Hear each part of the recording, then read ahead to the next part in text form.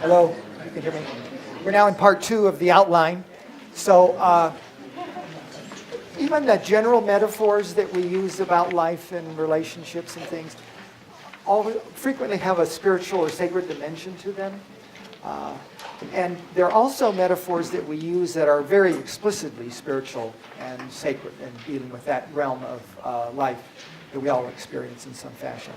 And when you talk about this particular content area, there's always the question about language, that people have these deep stream of human experiences basically of depth and meaning and purpose and transcendence and eminence and all kinds of things. But people use different language and have different kinds of experience, and one of the things that this program is really trying to do is be very, very inclusive about all of that dimension of our lives. That we want everyone to be able to have their own experience and use the language that is congruent with that and have a seat at the table here. So in this part of the thing, when we're talking about that, some people use God language, other people use all kinds of other things. So all of that is welcome. We just want you to know that as we look at these metaphors, wherever you are is fine, and whatever way you speak about wherever you are is also fine. Okay. I'm going to tell a couple of little short stories about the transformation of my metaphor for holiness. I was in the seminary for 7 years, grew up in a Catholic school, elementary school anyway, went to the seminary for 7 years, and then worked in the Catholic Church for 42 years. And so a lot of my formation around what it means to be holy happened in a very institutionalized setting. And I've had some experiences where those inherited Catholic cultural holiness metaphors were really kind of shattered. And I want to just talk a little bit about that, just as an example of metaphors and how they can change. So this is the summer of 2004, and I spent a month that summer up in Winter Park, Colorado, doing the master certification in neurolinguistic programming, which is a type of therapy I use a lot in my practice. And the typical training thing with NLP is you have a trainer who comes in and they lecture about something or teach you something. And then they come have one of the trainees come up and they demonstrate what they've just talked to you about. And then you pair up with other trainees and you practice it. And then you give each other feedback and they ask questions and process. So this is probably the first or second day of this month-long training. And I think the topic was something about the power of intention, which is also a way we educate our reticular activating system. The intentions we bring to experience is also our way of sorting that. And I was paired up with a woman probably in her early 30s. And we got into a conversation because it had to do with like life intention and things like that. And when I asked her about her life intention, she said, "I think my life intention is to have as much fun as possible." That was what she said to me. And so the seminarian, whatever inside of me said, didn't say this to her, but was saying it inside of me. That's not substantial enough. That's not serious enough to be a life purpose. How can you have that as your life purpose? So that was all going on inside of me, and I thought, all right. But then she instructed me, and I didn't pair up with her another time during the whole training, but I watched her for 30 days. And when you go through a 30-day training like that, it gets pretty rigorous, and you're kind of worn out and tired because a lot of it is intense inner work you're doing too. And I just watched her, and her presence was a bright light during that very, very difficult training. Okay, does that make sense? And so it was like, oh, pay attention to this. Okay, now fast forward to February 2011, and my wife, Mary Alice, was going through chemotherapy for breast cancer. So we would go down every, every 3 weeks maybe?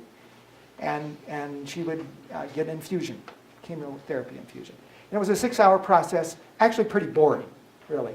And so she had mercy on me at one of those times and said, "Why don't you take a break and drive down to the seminary where I was a student for those 7 years. It was only a few miles south of where the chemotherapy was being administered." So I said, great. So I got in the car and drove down there, and I got there about noon. And one of the things I was really interested in doing when I got there is they had built another whole wing of the seminary, or they had another seminary actually added, and it had its own special chapel. And I thought, well, it's great that no one's around. They were all in the refectory because it was noon. They were all having lunch. So it was kind of deserted, and I thought, oh, good, I'll just go into this new chapel. And it was probably a little larger than this room in a circular shape. And it was very, very peaceful and really lovely. And so I went in and sat down, and I just wanted to meditate for a little while. And then after doing that, I thought, let me just see how this is. And I looked around, and just to see, the decorations. And on the top wall, at the top of the wall, all around the whole thing, were these pictures, painted pictures, pieces of art. Actually, they were on the wall itself, but they were in like panels all the way around. And they were scenes from the Gospels. And I really started looking to them in great detail. And I went around the whole perimeter, and there was not one smiling face on any of those. Any of those. There's not one smiling face. And I thought, I wonder what this has to do with holiness, And I was formed by that, obviously, too. And so one of the things that happened with the juxtaposition of those two, it kind of exploded sort of the holiness metaphor that I had inherited as a student, a seminary student. And just a pretty institutionalized person, too. That maybe at the heart of holiness is actually fun and joy. Does that make sense? So that's what I want to put out there. It's just, and we'll give you a chance to explore yours too. And I think you have one too.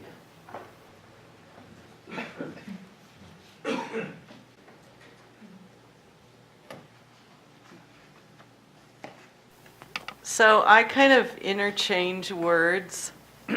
So God equals divine equals love. So I might say, love is helping me, or God is helping me, or the divine is helping me. Or I might say, I'm devoted to God, or I'm devoted to love, or I'm devoted to the divine. It's all code words for the same thing. So my metaphor, and this didn't come out of a negative experience like the other metaphors I shared with you. This metaphor came to me this year when I needed it most, and that is that God is a hammock. And this is an homage to Jim, if you were at his funeral, where who gives the sermon at their own funeral except Jim Cox, but he did, and he taught us that symbol. So you can sit sideways in the hammock and carry on a conversation. And then what you can do is you can lay out.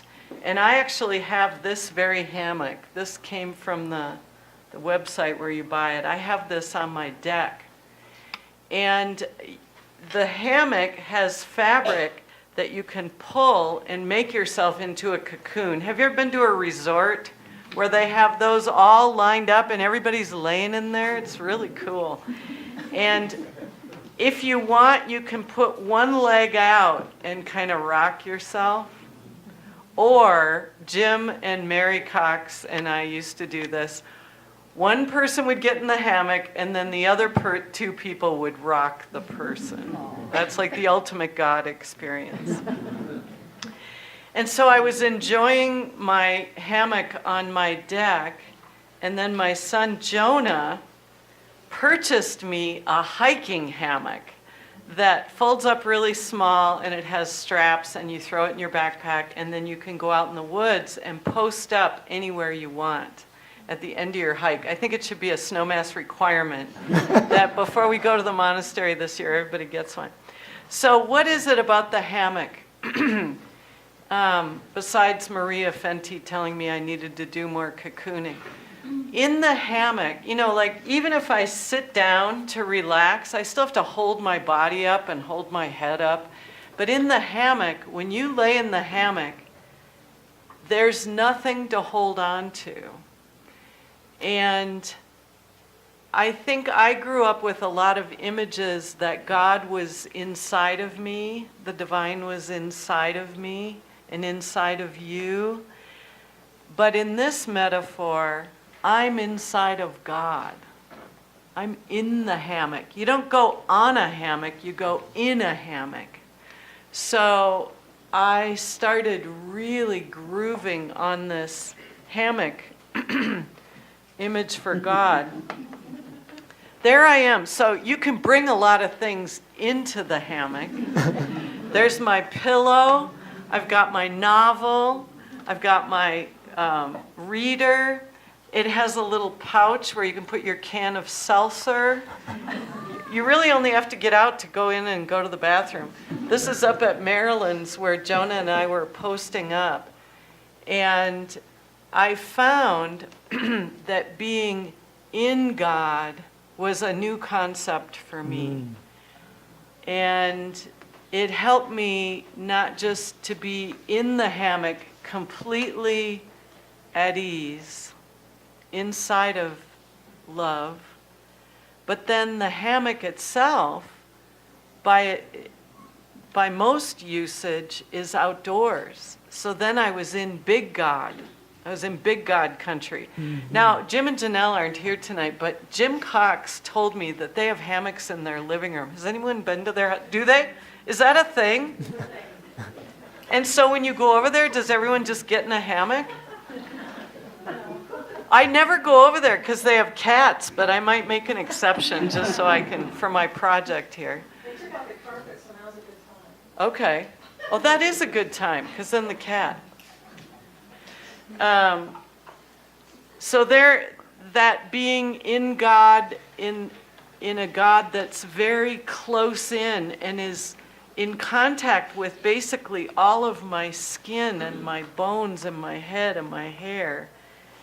And then that is being situated in being outside. Now, I did go on a hike by myself on this trip up to Maryland's, and I got all the way up. There was no one on the trail, and I thought, I am going to post up, and I'm going to meditate. I'm going to go in the hammock. I'm going to go in God, and I'm going to be in God for about an hour. And then I started thinking, everyone's talking about all the moose up here. And what if the moose thinks I'm a tetherball? Because there's no way you can get out of God quickly. You know, you kind of have to connoiter and get your legs and arms out. But so I didn't post up by myself. I think it's something in the deep woods that you have to have a buddy. You have to have a God buddy. So that's and there's Jonah. We did a hike up at Mount Sanitas up above Boulder. So this first one is my hammock and that's his hammock. So we ate and then we both laid down. And as soon as we laid down, it was so natural that we were in silence. And he gave me the hammock because he knew I was saying that God is a hammock. And really for a window like me, that was a very helpful metaphor about God. So I'm going to go ahead and read this poem. Yes. Can I? This is, I'll read it out of the actual book because it's so pretty. And yes, I'll move, Meg. Oops, what did I do? There it is. Okay. Rilke's Book of Hours, Love Poems to God. The hour is, did I lose it? Oh, whoops. I'm not good at multitasking. There we go. The hour is striking so close above me, so clear and sharp that all my senses ring with it. I feel it now. There's a power in me to grasp and give shape to my world. I know that nothing has ever been real without my beholding it. All becoming has needed me. My looking ripens things, and they come toward me to meet me and be met. I know that nothing has ever been real without my beholding it. All becoming has needed me. My looking ripens things, and they come toward me to meet and be met.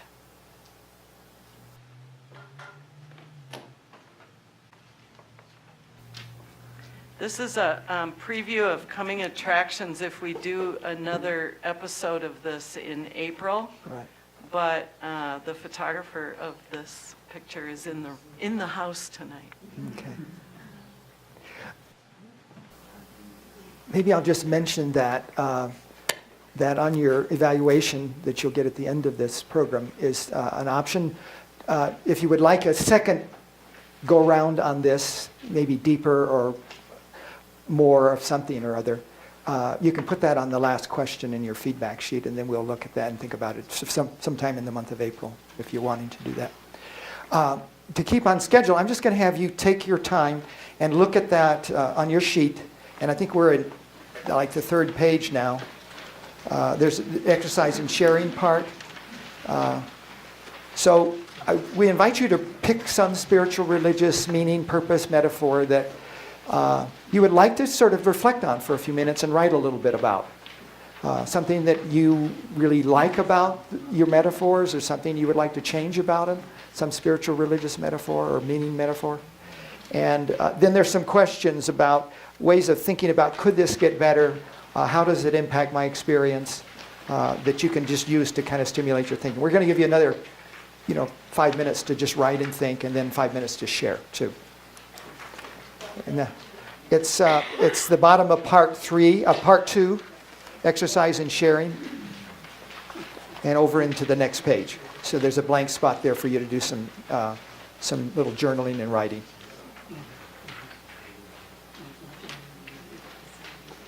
So we're right on schedule. We're right on schedule, really.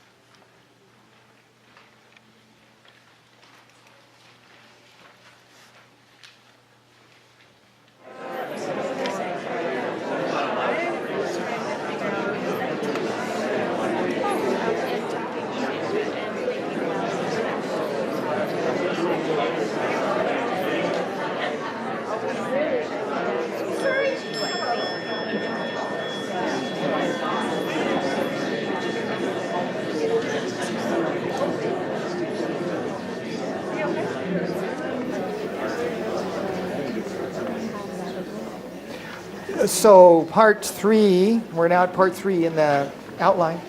This is about changing metaphors. So we'll take this last section, just do a little bit about that. I'm going to just run through a couple of kind of big ideas about this. So where do you start if you want to, how do you find a metaphor you want to change?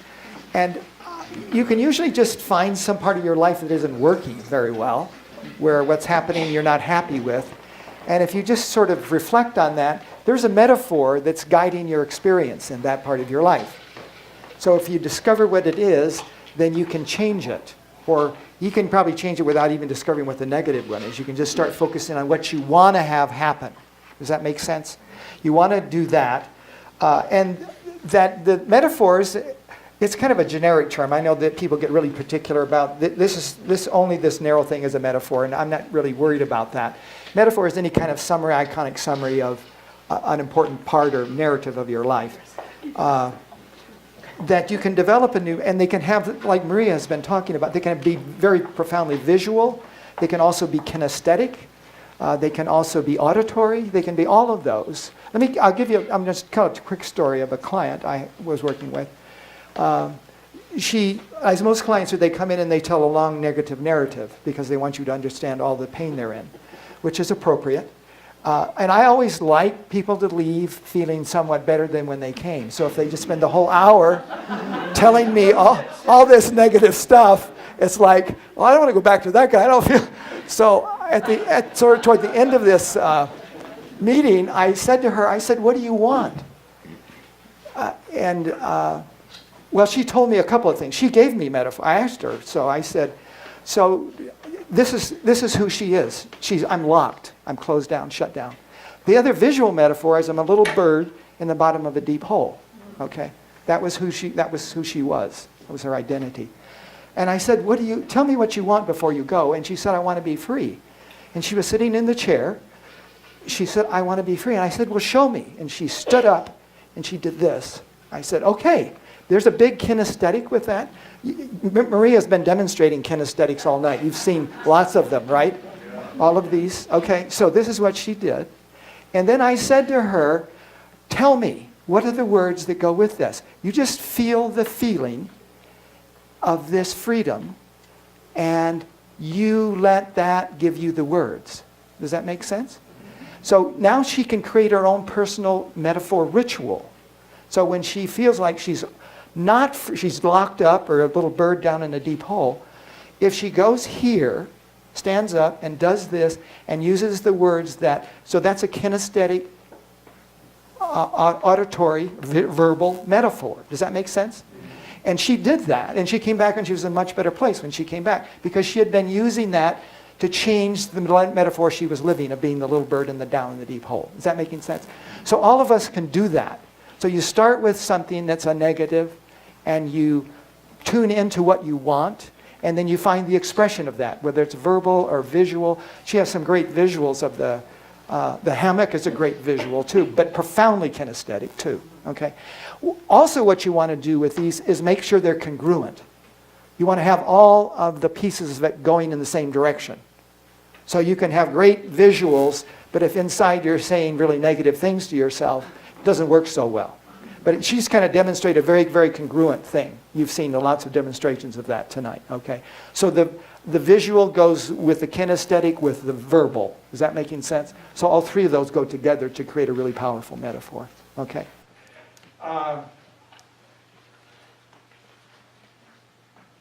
Let's see. Do you want to make any comments about that? Was the next thing? Okay. All right. I want to do this one though with you. So another thing is, most of us have in our history some really powerful experiences that we would like to recover. We've lost them as we've gone through life. And so you can go back and you can re-enter that positive experience and retrieve that and use that as the metaphor. And Maria has actually a great story about that too. So Is that the one? Yeah, where you're no longer the couple, but you're recovering your time when you were single. Oh, okay. The financial planner. I needed some cueing. Yeah. I got a lot of psychotherapy from my financial planner. She is so amazing. And I went in there after Jim died to kind of see what was what and where we were headed, where I was headed. And she just started talking and said, you have been a committee member. You and Jim had a committee. And it was a pretty highly functioning, successful committee. Not all committees are successful. And the two of you did very well. Now Jim has died. You are now the CEO. No more committee, for now. And so I'm going to help you think like a CEO. That was so empowering. You know, instead of, well, now I'm a committee of one, that didn't feel very good. So Yeah. Is that what you wanted me to say? That's the other part, but you recovered your singleness too. Oh, yeah, okay, so I didn't write any of this down, so. So I was married for 34 years around that, and it was a really happy, great marriage. Right, Maddie? Because I've got a witness. She's been here for 25 of those years. And so when Jim died, I became single. And I was so puzzled by that because I was used to being married, and I liked being married, actually.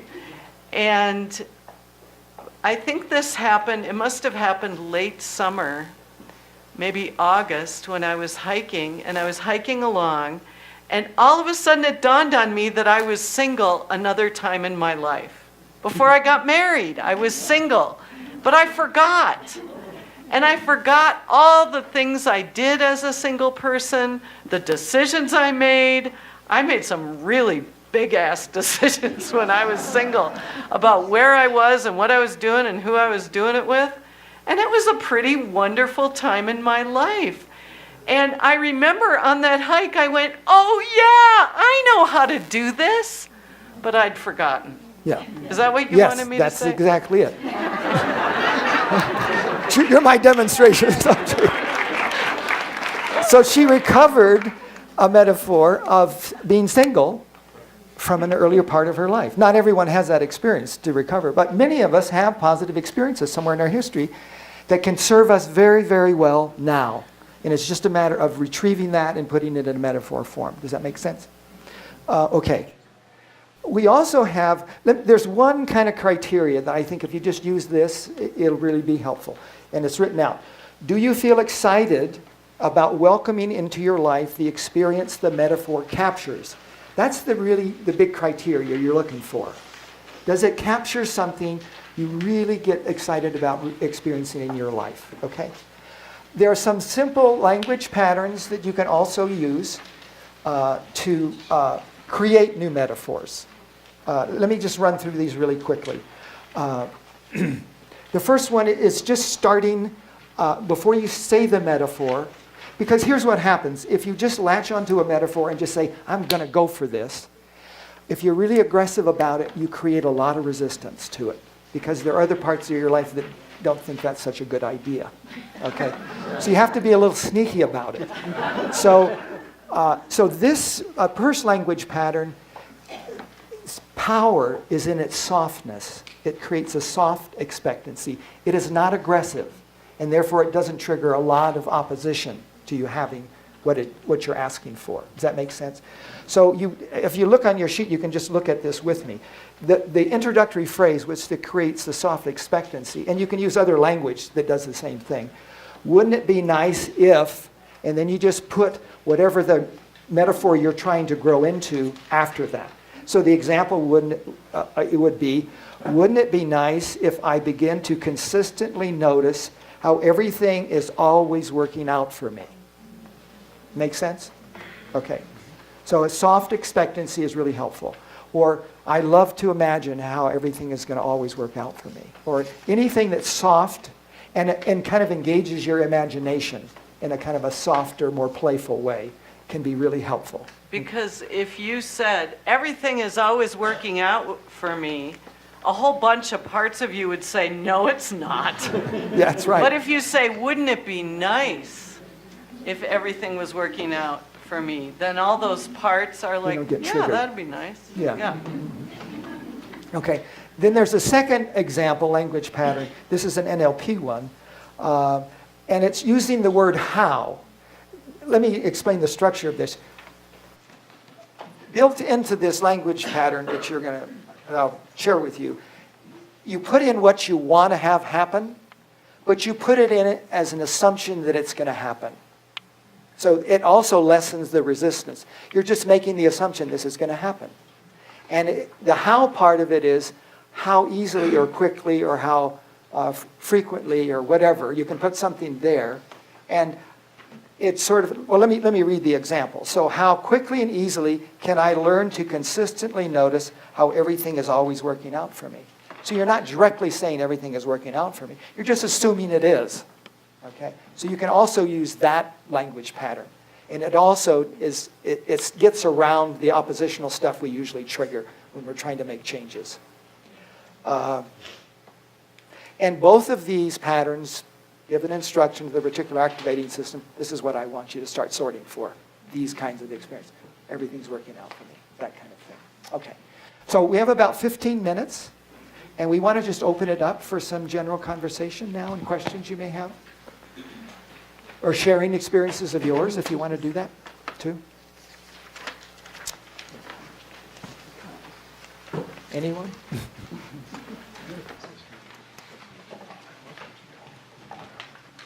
Did you have, go ahead, Ross? I was just going to say, along,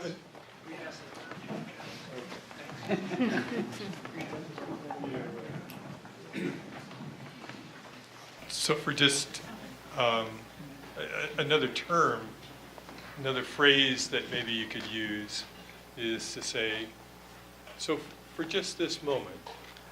Yeah, Oh, that's a good one too. that feels For just now, good. yeah, For just for now. Yeah. For just this moment. right. And then put in your metaphor or Yeah. something like that. Mm-hmm. That's It's been a great. very powerful. That's a great one. Yeah, great. Thanks for that. Just for now, just for this moment. Other questions or observations or?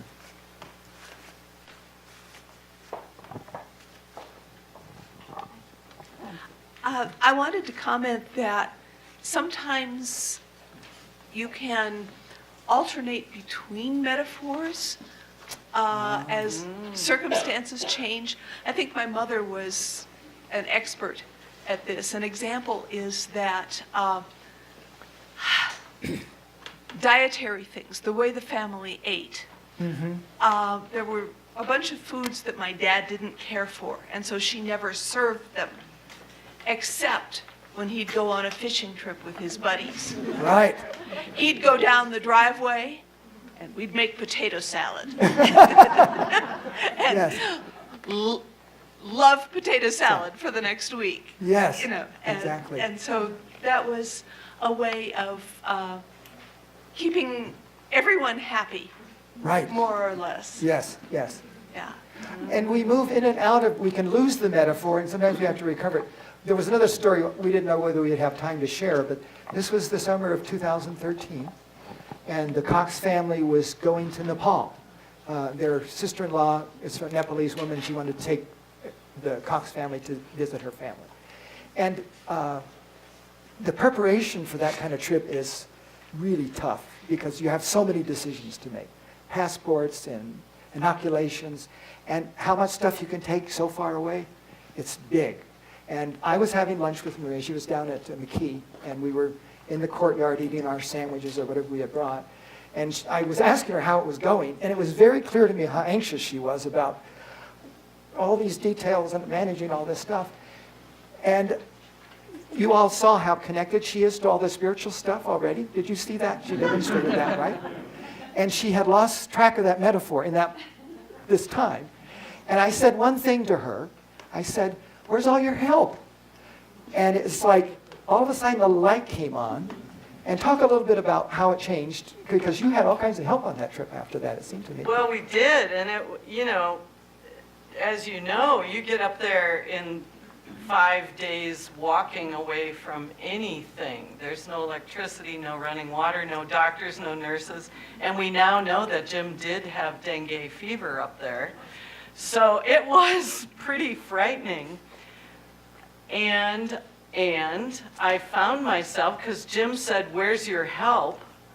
I found myself at many touchstones in that trip, happy times as well as difficult, stopping and saying, "What's my next move here?" Just taking that instant. What would be the best thing, especially when he was really sick. And I found myself doing all these chants and prayers, and it was almost like I was channeling the divine to him. And then even innocuous decisions like, should we go to Lumbini or should we go to this other town? And we had very clear guidance, and I think all the kids would say it was extremely clear the whole time we were there. Yeah. But I forgot, Right. as I so often do. Yeah. This sort of brings up another thing around the spiritual metaphors. There's a criteria that I use with that for myself is there's solo metaphors of going through life by myself, my own little set of resources, and I'm trying to manage the whole life and world with my little tiny personal set of resources. I don't think that's a spiritual metaphor, because a spiritual metaphor is about accompaniment, which she has demonstrated a lot tonight, right? And accompaniment means there's a lot of openness in the journey. I'm open to all of this other help that's always available to me. I'm tapped into it. And that's part, I think, of a really powerful spiritual metaphor.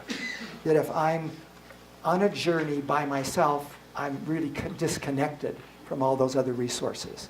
So when you look at your spiritual metaphors, check and see, is this a solo metaphor? Is this an accompanied open system metaphor to the spiritual part of who I am? Does that make sense? Okay.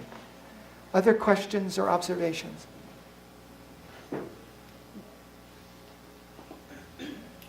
Meg? My observation for myself is that the metaphors evolve, as you've said, but they also then evolve your history. So whatever story I tell myself, and I have been telling myself for 60 plus years, Yeah. As the metaphor changes, that story changes. And Exactly. it's fascinating to watch because we think we have a history. Right. And what we have is a story. That's right. So that's, I think, Yes. pretty powerful for me. Right, yeah. Yes, that's exactly the power of the metaphor. They change your narrative, your personal narrative about everything. I mean, whatever the metaphor is representing. And whatever the narrative, it'll change that. That's exactly it. Jim used to say, it's never too late to have a happy childhood, and I think when you change the way you look at things, the things you look at, yeah, that's It's not true. No, Yeah. it's still You're true. making up something happy that wasn't. Correct. Right. But the emotional tone of that changes, actually. What did you say, Meg? When the metaphor changes, The narrative changes. The history, the story of our history changes. Yes. Quite literally. Because we have a history that's not a full history. And when you tell a negative narrative, what you've done is actually pull out all the negative things. This first guy, he's had a very successful life. If you look at it on paper, because I've heard his story, you know, he's got a couple master's degrees. He's had a successful life in terms professionally. He's made good money. You know, his life has not been a disaster, but he's focused on the difficult parts of it and collapse those into this metaphor. So he's screened out. I kind of remind him regularly that, what about this, and what about this, and what about this, and what about this? Because there's a whole other narrative embedded in his story that is not part of his lived metaphor.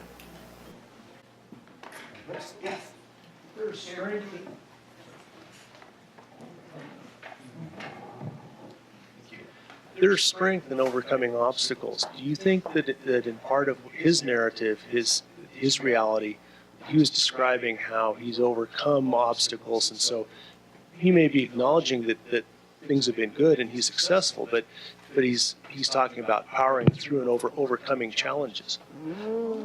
Well, I don't think that's the way it's operating in his life, actually. No, but so here's one of the things about this. This is a solo metaphor. This is an example of a solo metaphor. He's on his own, basically, here. There is no positive piece to this. There's no outcome. It's just the next obstacle, and the next obstacle, he's not and the next saying, obstacle. I overcame that obstacle, and this is what, yeah, he's not into the payoff. Although someone might say, boy, life is an obstacle course, and I'm navigating it, and I'm working it, and I've got all these maneuvers and all these resources and resilience. That would be a different guy. Yeah, that would be a different metaphor, too. Yeah. Yeah. He's always anticipating the next obstacle. And that's why this is also a kind of a contracted metaphor. There are metaphors of expansion and freedom, like the ones Marie has been describing with the window. That's a big expanded metaphor that offers all kinds of things. This is a very, very contracted metaphor.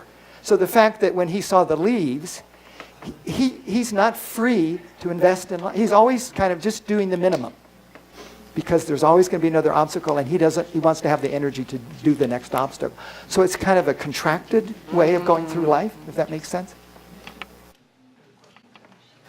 So what I'm hearing is that metaphors can be used in your life as an overarching like philosophy almost. Yes, they are. They can be. I'm also Beautiful. curious how I've used metaphors sometimes in my life is for a specific problem or ordeal or situation. Yeah. Like, I'll have a metaphor for the Christmas season to get me through the holiday, Yes. you know? Or I'm sure a lot of people have heard of the one little word for the year, where you pick a word at the beginning of the year and then you look for ways to live that out. And Yeah. I've done that seasonally as well, like Right. this spring or this winter. So Right. it seems like it can be used in a lot of different ways, like the overarching for your life, but then specific. Yes, yeah. I think, Beautiful. and the way I think about it, the way I use it myself is, there are some metaphors which are developmental. They cut across everything. For instance, this one is that, because you're always sorting for the positive in this one. So no matter where, this is a general orientation in my life. I'm always anticipating the next positive thing. But you can also narrow it, and that's a great capability, a great habit, metaphor habit to have. But then you may want to hone it down to, I want to really notice the positive things about this part of my life now. So there are general capability metaphors, and then there's specific application metaphors, I think, too, which is what That's you're great. describing very well, by the way. Okay. Other comments or questions? Mary? Over here. There. Meg, this is piggybacking a little bit on what Meg was saying. What she spurred me is thinking about memory. And I've heard somewhere, don't know where, someone will know more here than me, research talking about how unreliable memory is. Hasn't there that been sounds a lot of familiar. research about memory being very Can't remember. unreliable? And just wondering how that, where is the RAS in relation to the, the connection between the RAS, what we filter out and what we remember, memory, and just that idea of our histories, our narratives being very fluid, Yes. potentially. Yes, yes, Just wondering, thinking about that. yeah. Go ahead. You can't remember what you haven't seen. So if you're not seeing it, I think you can't remember what you haven't seen. And so if you are filtering things with a negative or a positive perspective and automatically deleting what has registered but not been acknowledged, Yeah. then it's not part of your story. But Right. if you go through transitions and allow yourself to shift the metaphors, those missing pieces emerge. Yes. And they do in therapy, they do Right. in relationship, they do in great loss. Nice. And I think you have an opportunity to recover as you uncover Yes. those parts of your life. Yes, yes, very, very good. Yeah. Did you hear that? Yeah. Beautiful.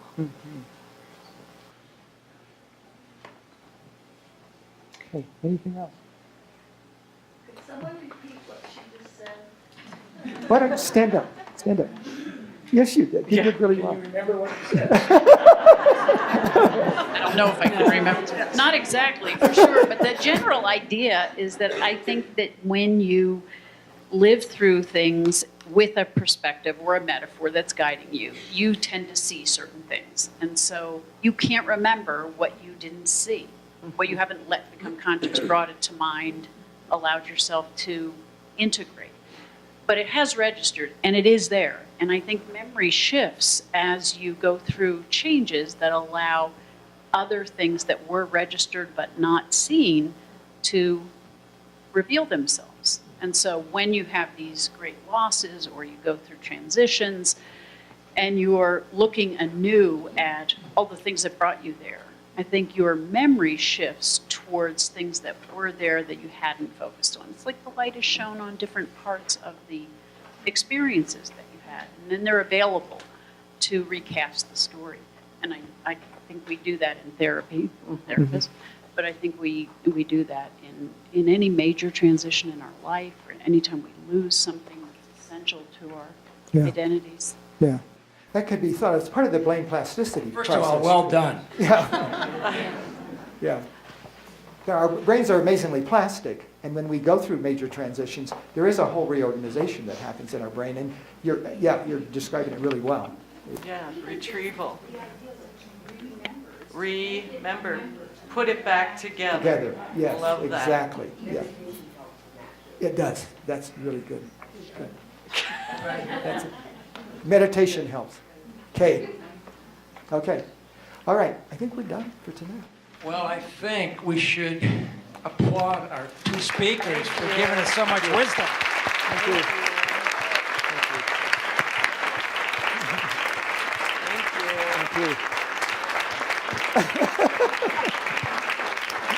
As well as the audience.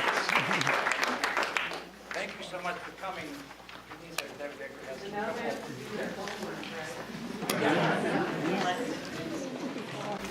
Can't sneak out without announcements. Wow. Wow, wow, wow, what an evening. Thank you so much, Jim and Maria. And thank you, David, for sharing your beautiful space with First United.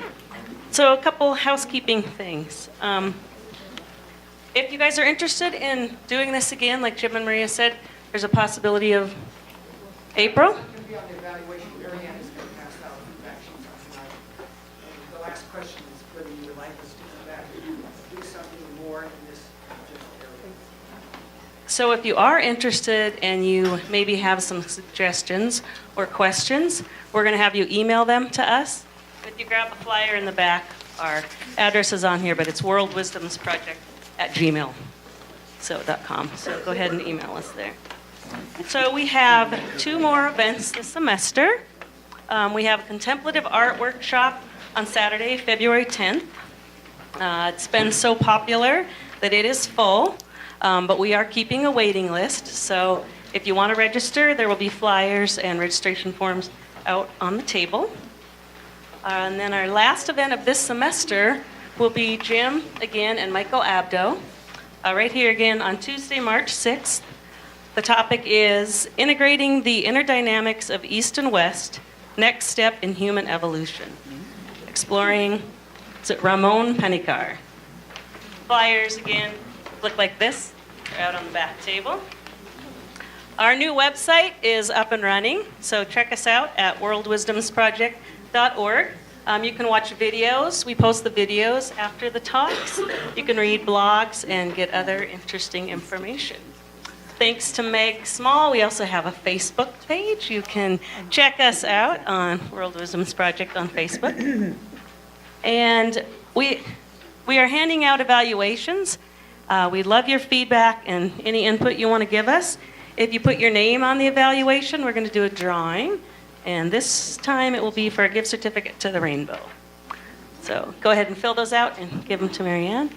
And last but not least, we'd like to collect the cardboards and the pens. So when you walk out on the table, there's one box for cardboard and one for pens. So thank you so much. Have a wonderful evening.